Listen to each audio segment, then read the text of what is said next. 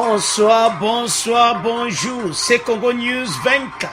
Chers téléspectateurs, comme toujours avant de commencer notre émission, nous disons merci à Dieu, nous disons merci à nos chers abonnés et téléspectateurs qui nous suivent partout dans le monde entier et en République démocratique du Congo.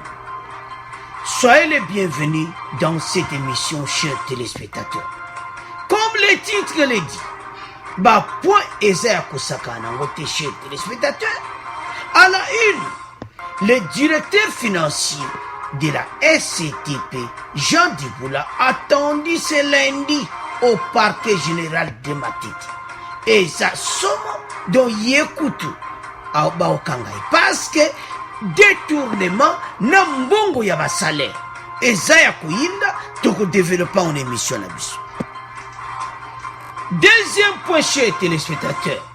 Ex-ministre de la Santé Oli Ilunga interdit de faire appel à Ebisieko au Bomi Batu, au Yibimbongo Ebola, Ndengo Zawana, comme Mekalisuko Sala Pelti, donc interdit de faire appel à Kinshasa. Alors Oli a Ilunga Kutika la kuna na prison pour la 5 ans. Toko développer pour une émission na biso, chers téléspectateurs. Troisième point, chers téléspectateurs, FCC s'attaque à Cash et Yindi entre Mukuna et FCC pour un dossier où il y a porté qui Kabila plainte. Alors, chers téléspectateurs, Landa extrait Oyo FCC baza koloba était le gouvernement en place bazo salé le côté. Alors bazana coalition ou bien bazana coalition. Et puis la deuxième partie nango toko développer plainte ya Mukuna oye yindi entre ye na FCC. Alors toko développer en émission na biso. Quatrième point, chez téléspectateurs, oyo tozo loba keza ya kuyinda parce que le procès ya caméra et cause la télévision live biso nyos tokolanda ngo na chaîne de télévision Canal Futur aloba ndeko na émission oyo tokoyoka ba réaction ya ba congolais sur procès wana parce que eza pour la première fois na histoire ya mboka na biso était directeur du bureau du président bakangaye pe alekana na procès. Alors état de droit marche ba congolais nyonso baza connecté et kozala en direct. Alors bandeko boyebisa bandeko nyonso émission ebandi et comme temps to discuter ba point mboka alors tozala connecté. Alors chers téléspectateurs, to comme na premier point na biso, le directeur financier de la SCTP, Jean Diboula, attendu ce lundi au parquet général de Matete. Nandenge dossier eza azamokangami. Mais ce Diboula a détruit Société congolaise de postes et télécommunications. Chers téléspectateurs, le 13 mars, la liste congolaise où était la Kamakambo à corruption avait dénoncé que plus de 55 millions de dollars américains ont été détournés par les différents comités de gestion qui se sont succédés à la SCTP ex-Sonatra entre 2012 et 2016. Invitation à Yangoana, lobby à collègue.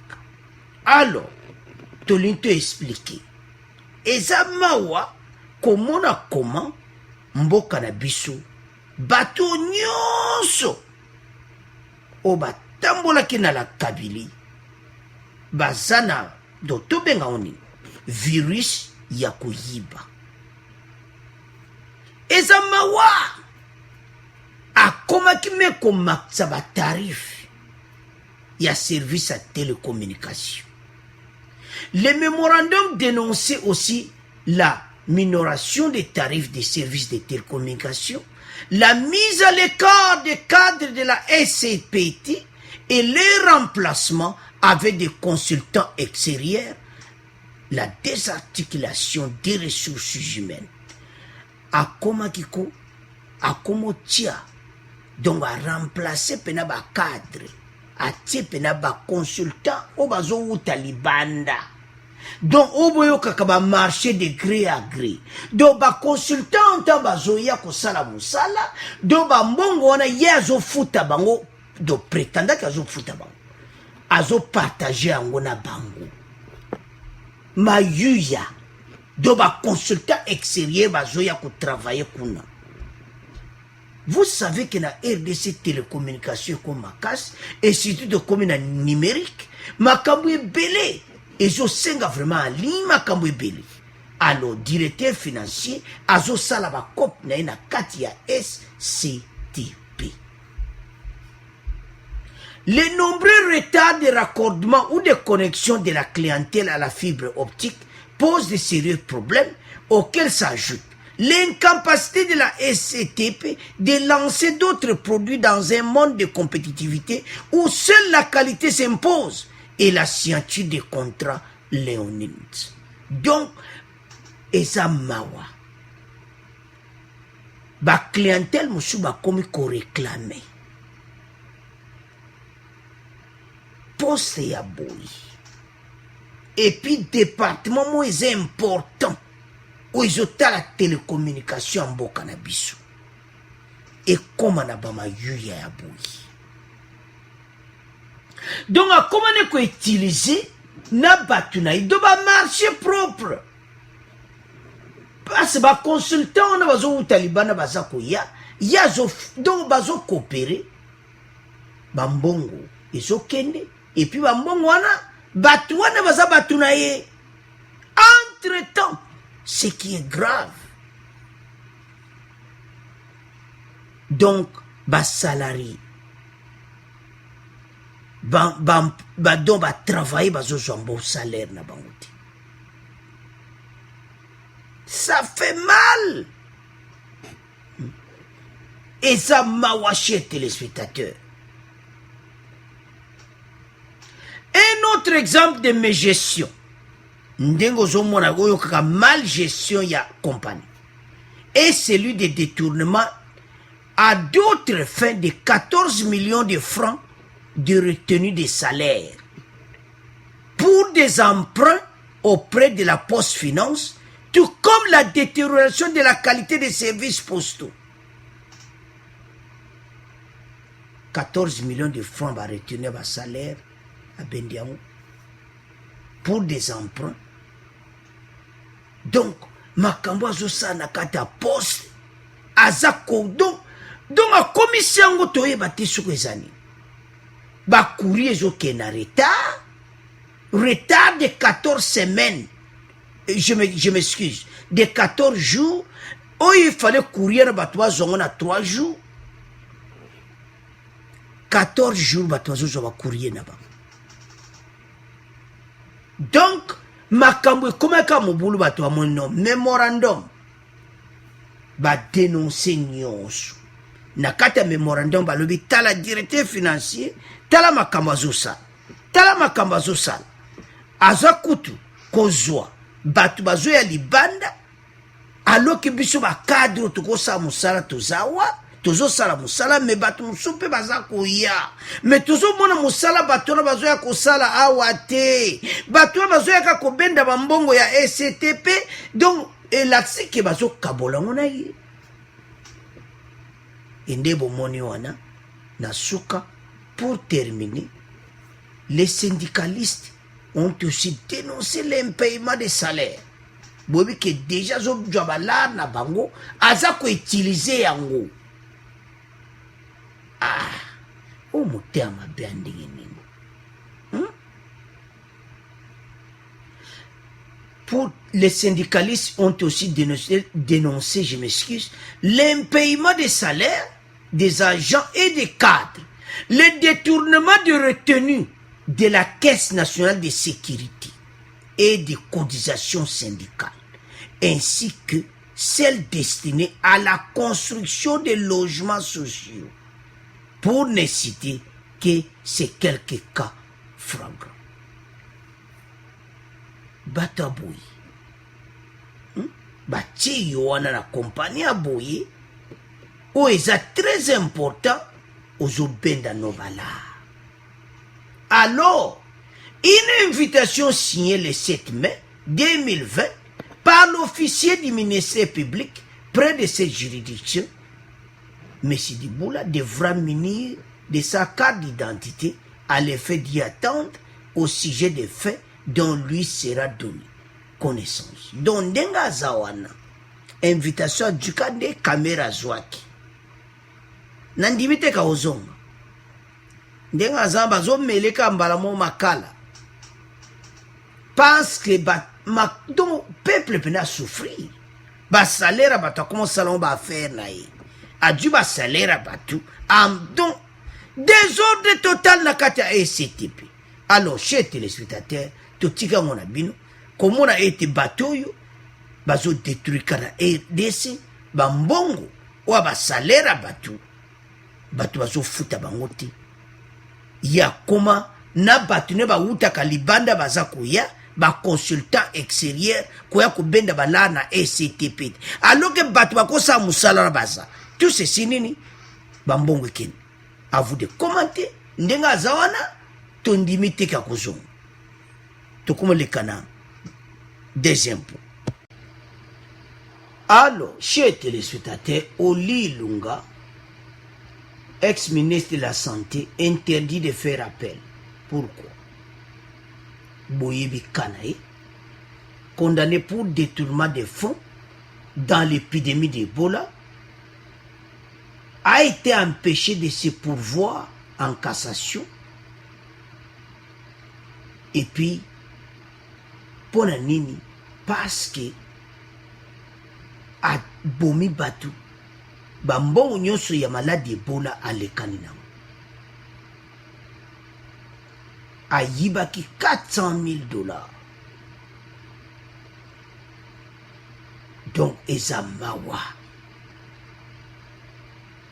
Il a été condamné le 23 mars à 5 ans de travaux forcés. Et comme il y a un mois de mai, yoya kosenga. Ah, bateau pena bazos va être que état de dressier vandi. Bakati kambala moko. Ba ebisie bakoki jamais koyamba pel na yo. Oza motema mabe.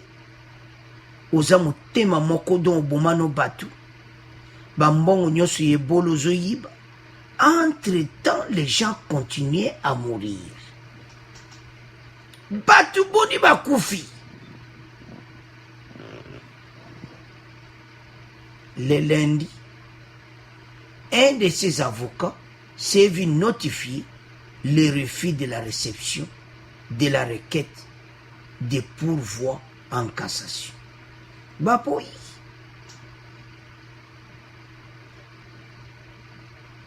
Donc, yendenga zawana zo kansa vraiment. Donc, bateau ba mona câble danger makambo ba saliti. Donc, je ne comprends pas tous ces gens qui travaillent avec Kabila. Son mentalité na bango za ndenge nini.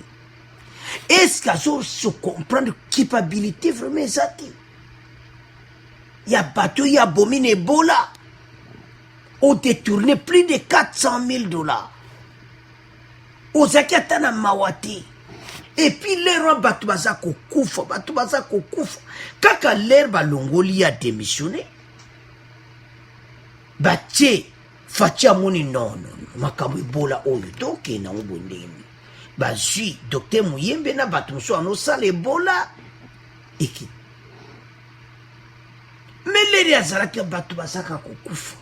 Kakokufa. Aïe apena ba dossier ne pas kaka kwa. Yo. Ozo monango eza tala état de droit bazara ba décision na mondo mo ba installa ki bango ba nouveau magistrat ba kotika ko ba lobi ya tozo yawa pona kotia le vrai état de droit. RDC parce que boy vous savez chers téléspectateurs mboka na bisoko baza ozo pena na valeur te na justice na biso ba ibika ka kuna cop na cop kuna ka coopération kuna. Mais pour le moment, baza ko sentir. FCC baza malade baza wana na PPRD bazo comprendre te ndenge masolo fatia zo memeta de droit do bazo mona ke niveau eza kokende fatia zo kende na niveau moko bango tu bazo kokati tozo na point FCC bakoko attaquer fatia mais tozo na point to bebisa moti chers téléspectateurs niveau état de droit komi mutu moko ta kozong sango lizoso sima oli lunga na ba dossier ne na ba avocat ba comprendre te ba ebisi bango ki aza interdit à kosala appel kana ye 5 ans donc ndenga zawana 5 ans ya sûr kitoko vanda kuna po batu pena bazana pasi batu bakufi yo ba condamné kaka na mars awa ozo ya pe na mois de mai koya kopesa dossier na yo ke osala appel botika bajeko obomi bato ne bolo bedi bala na mutu na ya finance na conseiller financier na ye tala chers téléspectateurs bato oko bakovivre batongela biso ka bapavillon babakisa bapavillon na makala mpo baza koya baza mulongo baza ebele prison wana pene kotonda na tous les bato ya kabila oyo nyonso bayibayiba bacrime économique parce toza na besoin bacrime économique bambongo ezonga peuple congolais azosouffrir. Alors chers téléspectateurs ka oyo eza mobulu pasa bomi batu interdiction ya kosala appel bauto kango kana masawa tala bon chers téléspectateurs tutiki yango na bino po ezopesanga colère poso na tali ndenge abomi batu na lime komona kutu ilunga te donc ezopesanga pasi so na tali nde ebola batu kombe bakufi entretien azoyiba bambongo azokosala baambiance donc ndenge FCC na PPRD bamesana ke bakongole bakufa na bango mais FCC na PPRD basepelanaka bango bakongole baza banyama te. Alors totika ngo na bino tokomoleka na troisième. Chers téléspectateurs, tu commune à point oto lobakeza ya koyinda. Point oyo tu ko diviser en deux parties. FCC s'attaquer pour le moment na cash donc na musala obasal. Et puis deuxième partie tu ko tala plainte ya mukuna ba attaque ni mukuna za kozwa ba problème ni na za kozwa mikolo oyo wana eza na deuxième partie. Alors première partie Alain Atundu Boyebi porte-parole à FCC asalaki conférence de presse na semaine au kaka que voilà cash bazo sale le côté tout ça na besoin ba pesa rapport na peuple pas ce peuple congolais il faut à mon clair na makambo baza ko sala et tout ça FCC donc bino bo sala kitoko cash azo sala mabe mais na so comprendre bateau te est-ce que bazo rêver ou bien bazo sala ba hypocrisie ou bien bazo comprendre makambo kaka ndenge ba photo na bine tanda miwana so na ji un stylo na bani ko calculer bambongo bino bo BBC oyo bo yibi na trésor public. Chers téléspectateurs na bango nyonso ne fait ko soki bino bozibo zata ba photo yango bokena yango botia bango nde bazana bango nyonso ça peut coûter combien bango nyonso wana ekosala même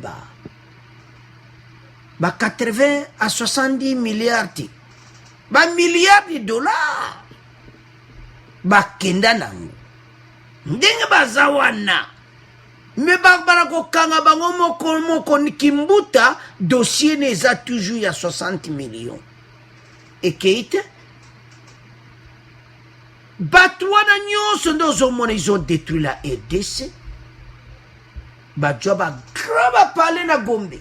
Bavana bangotu na Gombe. Ba graba pale Ngombe mbinza donc partout. Pendant les 18 ans, batala ki maboumou na bango. Et ce qui est grave, Oyo et Kamousi, Baye, Peko Pesa, Kolobake, Cash, il faut, Namakaba Covid-19, parce que bazo mona bambongo a Covid-19 des okota. Bazo mona ke, balingi, bamona ki peuple, do makambo ezala kitoko et tout ça. Mais avant nan o reproché mutu. Tala nan yo moko. Toko tiela bino extrait chez téléspectateurs. Parce que zamawa n'émission oyo. Batu oyo ba détruire Mboka. Après avoir détruit la RDC, ba hier ba lobike Cash Moussa les appena malamuti. Alors, avant de continuer notre émission, Boyoka, déclaration ya FCC la Kabylie, Oyo baza kwa s'attaquer na Cash. Mais avant de yoka, on a tunaka une question. Est-ce que baza ko s'attaquer na Cash? Bango baza na coalition ou bien baza na coalition? Parce que coalition, toujours travailler ensemble. Donc, ce Cash au sama la mouté, l'axi FCC pas au sala la mouté. Mais toyo kango bon to continuer mission na biso. Lutte contre le Covid-19 et la fin des travaux initiés par le chef de l'État dans le cadre de son programme d'urgence, le Front commun pour le Congo, FCC, demande au gouvernement de présenter au peuple un budget remanié. André Alain Tundu-Liongo, communicant du FCC, l'a déclaré ce jeudi à Kinshasa. Il est au micro de Paul Matendo. Alors que notre peuple attend de nous une riposte crédible au Covid-19, la fin du programme de saute-mouton, la gratuité de l'enseignement, la stabilisation du franc congolais par rapport au dollar, l'amélioration des conditions sociales grâce à un budget réaliste et conséquent, il est urgent que le gouvernement présente au peuple un budget remanié pour éviter qu'un réveil tardif et brutal de la population, abusé par des promesses non réalisées, n'occasionne un Big Bang des populations congolaises. Au moment où notre jeune démocratie affronte des défis énormes, au même titre que les bien nantis vieilles démocraties, notre conscience de nationaliste et notre devoir de patriote nous interdisent de badiner avec le pouvoir. FCC, abusé par des promesses non réalisées, sur des moutons et tout ça. Bateau bazana ba courage moko. Est-ce que vraiment bango ba koloba? Bazan bateau il fallait pena ba vanda kakani. Mais avato banazo mo ke bateau bazan pena motea mabe. Bateau ba lingi fatiti. Parce que bango bazan en coalition. Bateau bazan en coalition lo ni basala. Bango baza opposition te. Bango bakwa roloba wana na conférence de presse te. Parce qu'ils travaillent en coalition. Bako sola en coalition pour ba mona comment FCC cache. Bazo travail. Mais ce qui est grave, FCC s'attaque à cache. Kolobake ba promesse au peuple azoze les a réalisé. Jeune démocratie. Oui, chez téléspectateurs, ça fait mal parfois. Pour comment a kendenge bango nyonso bavandi bazawana. Do baza pena comment a te mabe basala ba Congolais. Na ba crime oyo kutu mukuna le me wotozo la deuxième partie. Oya mukuna. Ba crime oyo basala. Mais awa tolo banan ba crime économique. Peuple congolais a souffrir. Bango bazana ba milliards de dollars na ba banque de ozomona bango nyonso wana. Soki on veut calculer kaka ba mbongo ba nde ba tête wana leur tête là ça coûte combien? Ba tête na bango ndenge ça coûte. Moko na bango yoka ba millions, ba milliards. Passe la Kabylie yemo za milliardaire.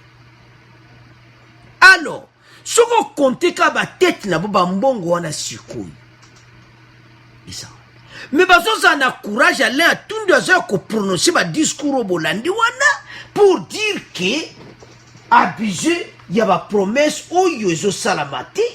Alors Covid-19 et tout ça donc mbonga Covid-19 wana mbako liango ti bazabino te.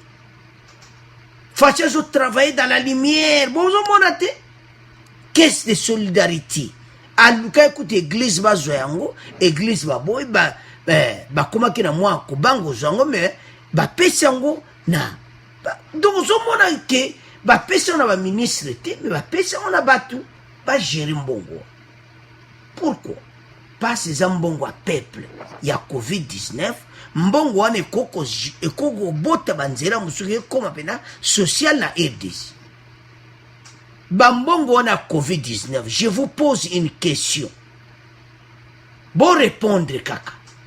Némi, oza coordonnateur à S6. Shadani, Mokonza perdu. Veuillez nous répondre. Est-ce que bambongo ekoti na Covid-19? Ceux qui na l'air na bino na PPRD na pouvoir. Est-ce bambongo ane komona? E komona na te. Soki na talibatu oyoko na yebakati. Donc ceux qui bosa ba vrai ba congolais. Oui, na kati na bango ba vrai ba congolais baza. To yebi bango. Mais la majorité bata côté wana. Mais bino bande ko na biso ba vrai ba congolais boza na kati ya groupe oyo. Boko comprendre te? Hein? Boko comprendre te que peuple a souffrir. Bon, tu bino na kati ya peuple pendant les 18 ans vous avez détruit le pays. Alors le loboyi la biso ba discours pour dire que ba promesse est à la réaliser. Promesse de bino bosimo sala. Chers téléspectateurs, promesse de FCC Basiba Sala o elle a réalisé na RDC. Ba yela ki biso aéroport international. Ba maquette a kusaka na ngote de l'accès bino l'émission ediki. Est-ce que aéroport wana njili ezo zana maquette bo salaka matata mpoyo. Ba promesse ba sala réaliser. Chibala. Batu wana nyonso batika kusala ya muti. Alors chez téléspectateurs za mawa. Alors siko to le kana deuxième partie plainte mukuna apporté contre batu. Tu tiens bien une émission où il est kaki. Twitter ya Herman Cohen alobakete. Non, le département d'État américain va suivre de près. Mais batu oyo baza ko attaquer mukuna na ndenge moko. Passe ba yeke mutuna yo simba, mukuna yo simba point oyo ba simba kati. O bango ba linga kati. Mukuna était très sage. Bango bazaki surpris. Parce que quand on a passé dans les réseaux sociaux, il ne disait que des crimes économiques. Mais la plainte a eu vraiment crime contre l'humanité. Vous avez la place où on a vu ba beli liboma. Ba meki vidéo et simbiti. Ba meki ba rencontre ko kenetina ba réseaux sociaux. kokene kosala wana nyonso esimbi te. Pour le moment baporte mokuna plainte. Mwana mwasi wana ndeko ya mwasi ntango toza nango, est-ce que mama oza vraiment sûr na makambo na plainte na yo wana omemi yango epai ya procureur? Oza sûr? Soki eza ya solo ça va, mais ndeko ya mwasi soki plainte wana omemi epai procureur contre mokuna eza ya solo te, eza mawa. Ça me fait mal qu'on voit comment la RDC, ceux qui ont tamboka na biso ndenge eza détruit, ba Congolais bazomona te. Botale pato utine pato za kokende. Mboka eza détruit na ba niveau ebele. Alors FCC ba beli liboma. Tala loi wana to bino. Il y a la loi Moutinga promulguée en 2018. Elle accorde une immunité qualifiée aux anciens chefs d'État comme Joseph Kabila, ainsi qu'aux leaders des corps constitués, Bangonyos de Bazawana, notamment le président de l'Assemblée nationale et du Sénat. Donc, loi wana bazana immunité, oyo, ndenge bako kanga bango te tout ça na makambo to akalo basala. Mais boza komiko ça. Ba problème présent zo benda ba problème le passé. Boko zala boko kena makala ebele boza wana. Boko chapete. Architecte na binonde, chef de bino leader na bino la Kabili, nde yazana problème. Tolanda extrait oyo, bon to continue mission na biso. Na mukambi ya eyamba aseka pe mutambwisi ya éveil patriotique atiki na parquet ya cour constitutionnel mukanda ya kofunda mokonzi ya kala Joseph Kabila na mbeba ya bomoto. Utoposo moleki avec mukuna aningisamaki na bopanzani ya bililingi pe bilili ya soni pe ya ekobo emonisami kozala lokola ye kasi ye alobi ezali batu ya Kabila nde bakeli bililingi biango. Alors chete se bolandi moi extrait wana bomoni bato bazana katia. Bomoni comment baza kotia ba makelele na makambo yo ba video na bonga lo couteau basalaki. Balongwe na video esimbite et comme ba ko porter mokona plainte. Au monde bakenda. Pas ce video esimbite. Yamba kesiko na ndenga plainte. Mokuna porter bino plainte na makambo ba Congolais ba kufa. Bino bokena ba plainte et pas mokuna pona mwana mwasi wana. Bo mona video ba bilongi musu bo comprendre ka. Alors eza mawa. Congolais azoteka moninga ne Congolais kapona mbongo. Tous ces gens sont payés par la Kabylie. Alors, chez téléspectateurs, tout supporter Mukuna parce que eza facilité. La Kabylie azana bambongo, azana batu na ye belende au monde nde tuche bango wana, batu nyonso ko Congolais kufa na yo, mais la bango sima la Kabylie. Donc mission na bango. Ba détruisa RDC bolare ki na émission passée ministre de la justice Zakina ni Tambo Mwamba ba kanga un jeune garçon ayiba kaka veste mais il était condamné pour 1 année et demie pour ayiba kaka veste musu ayiba kaka $5 to tshele binango bolanda ki député wana ndenga lobaki musu ayiba ne kaka $5 tabake makama déségorgement na ba prison. Bae komona oh kaka $5 vande wa mbul mikole belebo mais bango bazali banda muta yibi kaka $5 avant de kuna peu près plusieurs mois muta yibi veste avant 1 année et demie. Il faut pas dédommager bandouane nana zaki ministre de la justice Tambo Mwamba. Alors bateau ba détruire RDC na ndenge moko Alors, chers téléspectateurs, dossier à Mokuna, azo vivre tant moko bazo menacé. Ton nukato supporté. Bato a diaspora. Bato nyonso na ba liste Mokuna tie na lettre na ye. Eza bato bazo revendiquer. Na tozago landa bino na diaspora. Bozo loba, oh mutu boba bomaye. Oh mutu boba bomaye. Oh mutu boba bomaye. Mais Mokuna tie bango nyonso na liste. 10 dossiers graves au département d'État américain, bazo landango de près. Donc, Mokuna za supporté, mais biche faut supporter. Parce que bateau va détruire mboka na biso et comme étant oyo bango pe va comprendre que biso nyos tose eko devant la loi. Alors, chers téléspectateurs, tout tiki point na bino to komoleka na point na biso oya kamere. Alors, chers téléspectateurs, to komi na point kamere, chers téléspectateurs.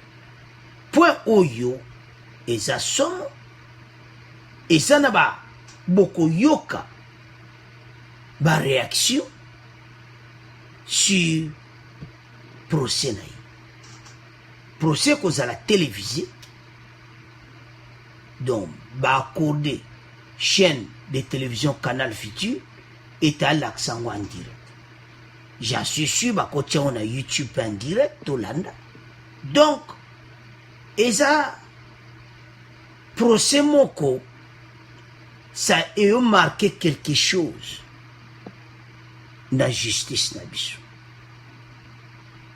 Et changer makambo ebele na RDC. Ba Congolais ba moni makambo na ba monati. Un ministre interpellé. Ba ministre bazo kene kopesa. Bazo bengsa bango. Ba lettre zaka kuya.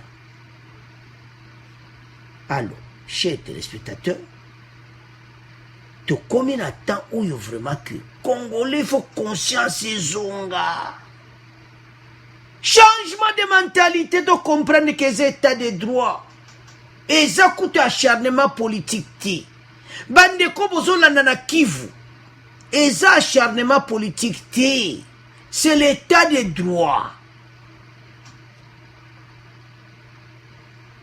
Pourquoi bandimba l'accent na télévision sur que ça makambo ya cache-cache?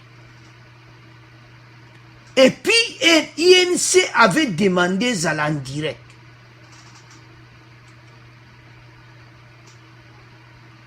Lettre quoi mbalamo makambo tout est changé parce ba boya ki angweza en direct babani ko donc ba monika que non pression INC bazo mo ka ko acharnement politique alors requête mbo sengi INC yangwana ba ketina ba télévision bazo senga ba mo ki télévision ba accorder ba mo ki crédible et cause. Alors chers téléspectateurs, eza dossier moko ya somo makambo ekobima eza kosakana muti.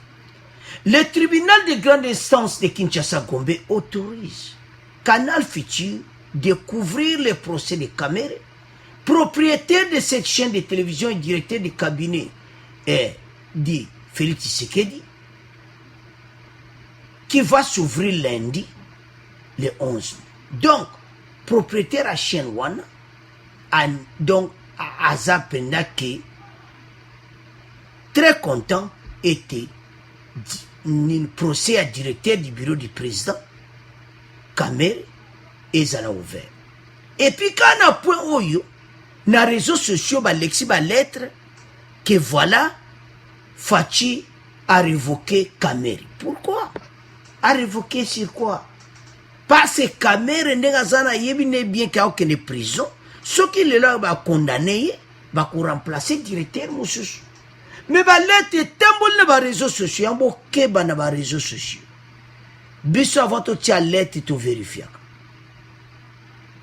To vérifier parce que ba lettre a le coûté zebele. To keba. OK. Kamere za révoqué non. Tala sikoyo.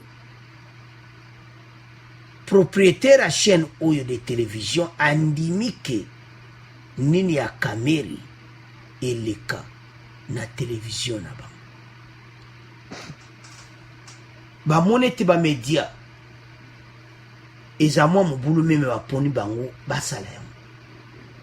Le nombre des agents mandatés ne dépasse 2 ekoleka 2 te na bato balinga bakotisa bango kuna na kati epi bakotala banani parce kuna balingi désordre te. Alors na bakameramen na banini baza limité bato bakokota kuna division parce balingi mobulu te na kati. Eza nini mozoleka na histoire a pays ezosenga ke bato nyonso balanda ngo de près. Alors chers téléspectateurs, toyoka nano baréaction ya bacongolais bongo tocontinue émission na biso. Serge, bonjour.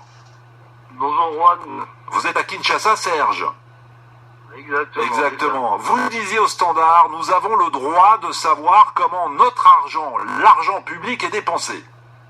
Ah mais bien évidemment Juan, bien évidemment. Le président de la République, quand il arrive, après sa présentation de serment, il se rend compte de la détresse qu'il y a et tout, et donc il décide de lancer ses travaux des 100 jours.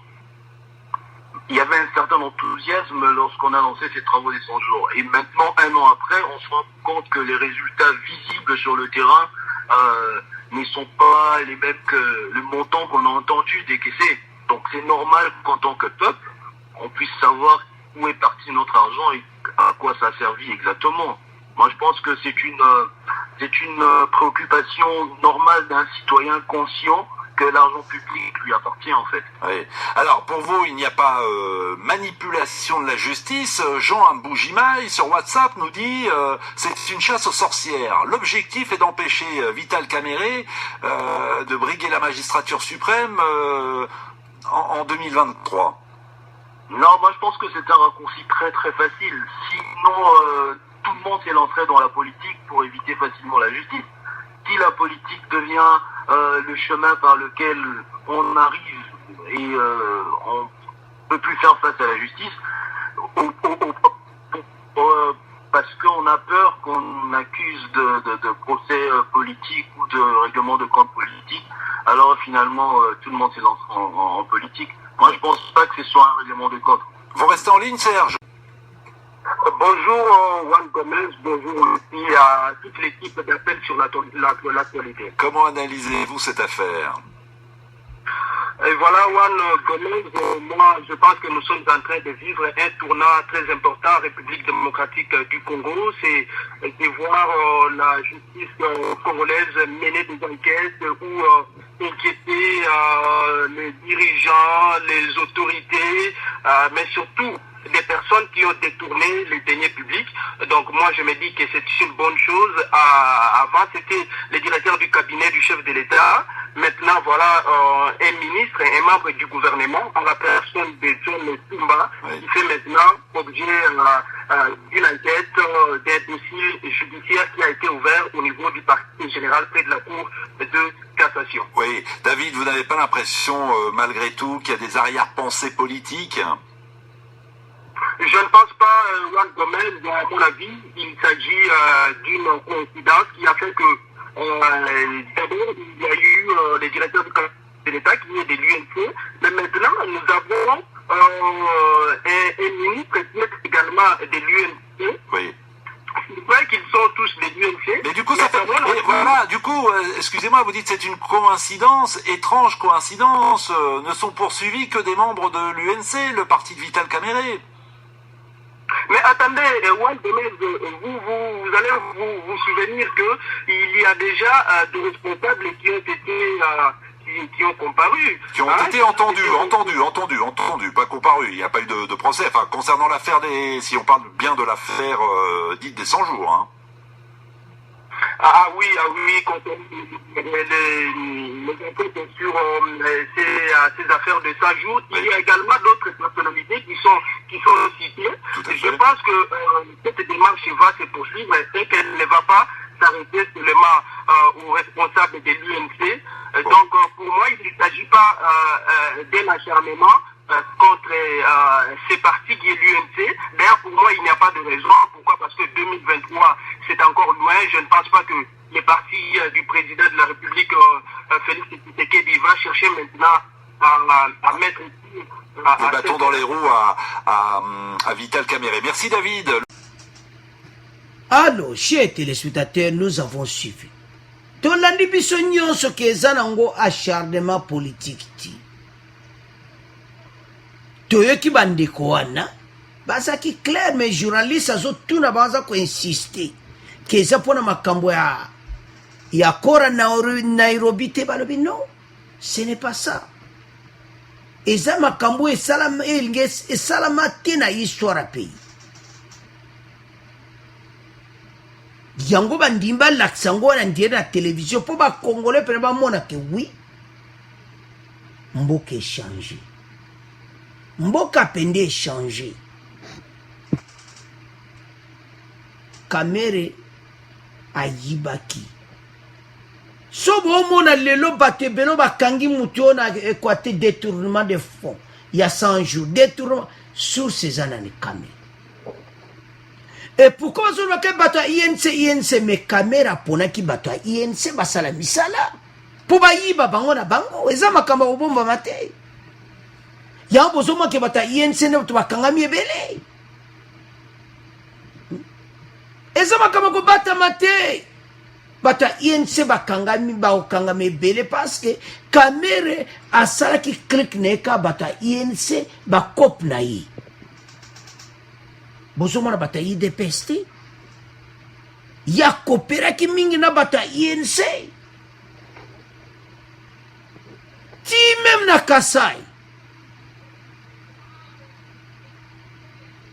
eza mawa bato wana nyonso bakokanga bango prison ekotonda. Kamerhe aza na 11 avocats oyo bakozala na ye. Alors procès kozala procès moko équitable. Bakongolais bakomona pena que justice a pu changer. Vous vous souvenez que président il y a grande instance balongo moko wana basuspendaka ye na makambo kaka oyo na makambo afoner parce que alingaka zwa corruption.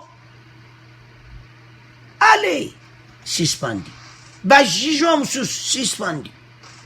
Donc procureur batie sika na magistrature na biso baza penza do badi mosala sérieux. Chers téléspectateurs,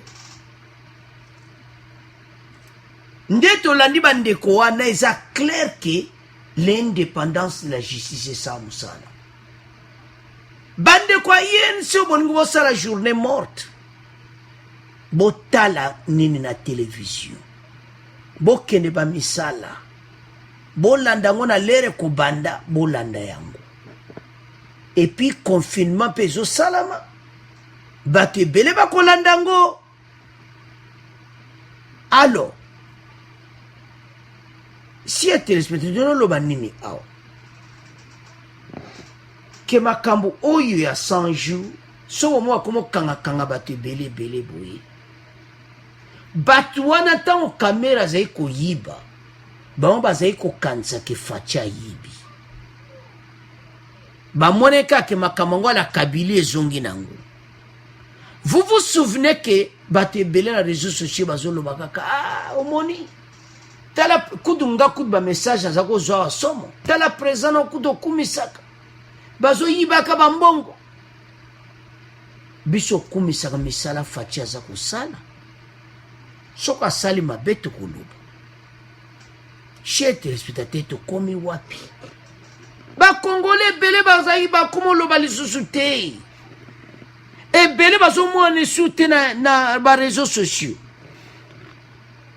Eloko esali nga komona ke bato bazala kokondane kaka mokuna mpo na video au lieu que balanda batala makamala kabili o bazai kolela ba bosani makamala kabili ba kumotela ba vidéo wana lokuta congolais et comme na lera caméra et belé ba kumolo ba keza acharnement politique congolais toza wapi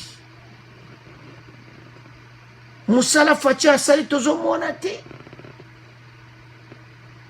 to kumi c'est état de droit to kumi c'est ma procureur et zo laksa ke au sommet de l'état batu bazo respecter mikolo ba discours esile mikolo ba conférence de presse ezalaka lisusu te ba conférence de presse ozali komona o abezo lisusu te pourquoi parce bamoni ke biso kanisaki ye pa kosaka makambo neti ya kabi nzoka nde faci aza na nzela na ye oyo papa na ye Etienne Tshisekedi atikele le peuple d'abord nzela wana faci aza kolanda papa na ye aza moto ya droit ayebi valeur ya justice quand la justice élève une nation tala ndenge RDC bato bakomoloba wana monde. Chers téléspectateurs, Canal Futur a kozwa ba vue moko parce que monde entier la télévision française ba ko somba yango. Ba télévision na monde bazo somba yango et pas Canal Futur pour ba laksa yango. Parce que ça procès du siècle. Je vous pose une question, chers téléspectateurs. Bosibo mona un procès bana Mobutu, Tolekina Kabila, Monsé le père. Botira komona un procès bakangi batne bazo kanga batu. Non. Parce qu'il y avait la corruption, bakangi au fouti. Kaka Foner oyo batu bazana prisona, Baramos. On dit combien de batu ya fouti pour la liberté provisoire. Et simbité. Boyi batu boni baluki ba pesa mba mbongo kapo batika caméra liberté provisoire. Et simbité. Dossier caméra ba juge belé bazaki suspendia wa. Parce que liberté provisoire ya caméra basol nga bali ya mbongo babi kome kate. État de droit soko meki bako kanga yo. Alors, chers téléspectateurs, tu commences la lobby.